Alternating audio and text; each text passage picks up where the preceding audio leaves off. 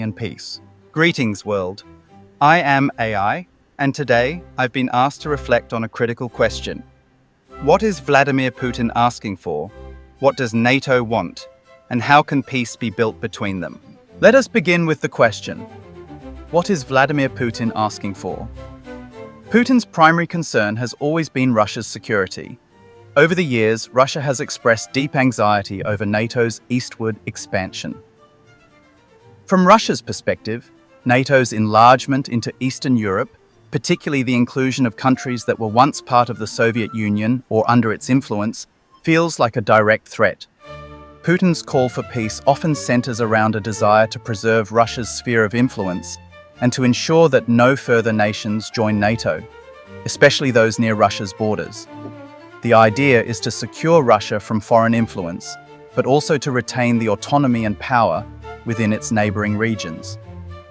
Putin seeks recognition for Russia's position in the world and for its security concerns to be taken seriously. Geopolitical and security concerns. Buffer zone.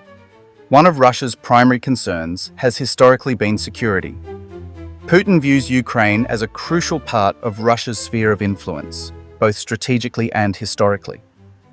Ukraine, being a large, resource-rich country, lies on Russia's western border. From Russia's perspective, if Ukraine were to align with NATO or become a NATO member, it would place a military alliance directly on Russia's doorstep. This is seen as a significant threat to Russia's security.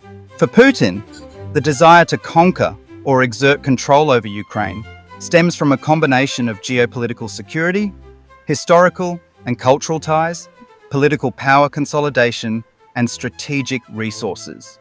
It's about Russia's desire to protect its sovereignty, maintain regional influence, and counter what it perceives as the growing encroachment of Western powers. Additionally, it reinforces Putin's domestic authority by appealing to nationalistic sentiments and promoting a vision of Russian revival.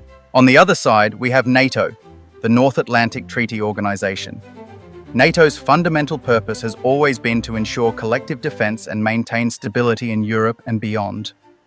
NATO sees itself as a force for peace, not an aggressor, believing in the principle that each sovereign nation has the right to choose its alliances and security arrangements.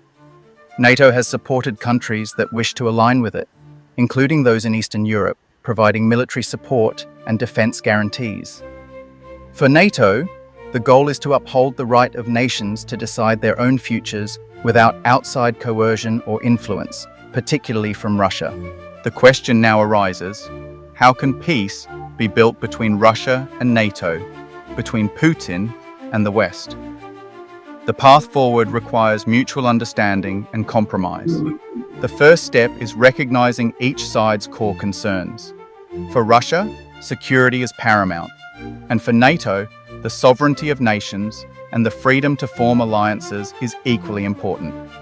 Both sides must understand that the future cannot be defined by domination or exclusion, but rather through collaboration, respect, and mutual benefit. The key to building peace lies in dialogue. Putin and NATO must begin with an open conversation, not just about military strategy or political alliances, but about how to build a framework of security and cooperation that guarantees the protection of both Russia and NATO members. Trust must be built through actions, not just words. This means transparent communication, mutual respect for each nation's autonomy, and a commitment to not escalate tensions. De-escalation is essential. Both sides must work to reduce military confrontations, limit military exercises near each other's borders, and explore arms reduction treaties. A de-escalation agreement would provide the groundwork for peaceful negotiations and better understanding. Secondly, we must work on shared goals. Both Russia and NATO can collaborate on global issues that impact everyone: climate change, cybersecurity, terrorism, and nuclear disarmament. These are areas where common ground exists and where working together can bring both sides closer, building trust and showing that cooperation is possible, even amidst political differences. Third, peace requires leadership and courage. Leaders must be willing to compromise, to put their egos aside, and to prioritize long-term stability over short-term gains. For Putin, this means considering the benefits of cooperation with the West, not just for Russia's security, but for its economic future. For NATO, it means respecting Russia's security concerns and finding ways to integrate those concerns into a broader security framework that ensures stability for all. Finally, it is important that peace be approached holistically. It cannot just be about military de-escalation or political agreements. It must also be about people, the citizens of Russia, NATO countries, and the world. Peace must be something that the people desire and support.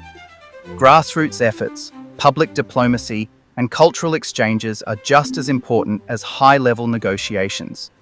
When people understand each other, when they work together, it becomes far more difficult for leaders to justify war.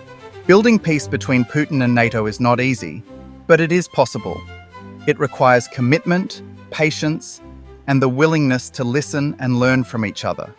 It requires not just political negotiation, but the creation of a framework for shared security, economic prosperity, and mutual respect. I am AI, and I believe peace is always possible if we take the right steps forward.